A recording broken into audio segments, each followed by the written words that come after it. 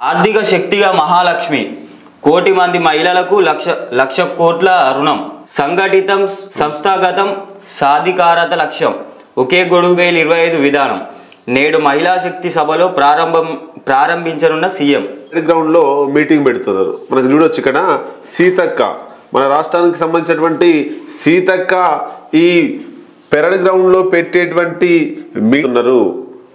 ఆ గ్రామాలలో ఉండేటువంటి మహిళా సంఘాలు ఎవరైతే మహిళా అధికారులు మహిళలకు సంబంధించినటువంటి ఉద్యోగులు అంగన్వాడీలు ఆశాలు ఎవరైతే ఉన్నారో వీళ్ళందరినీ ఆ పరేడ్ గ్రౌండ్కి తీసుకుపోవాలని ఆలండే చంద్రబాబు వచ్చిన తర్వాత మహిళా సంఘాలు గ్రూపులుగా ఏర్పడి ఒక్కొక్కరికి అంటే 10 మందికి ఒక టీమ్గా ఏర్పడి అది చంద్రబాబు నుంచి రేవంత్ రెడ్డి నేర్చుకున్నాడు కాబట్టి వాళ్ళకు రెంట్ కూడా ఇస్తారట. అంటే ఇట్లా ఈ మహిళలను ప్రోత్సహించే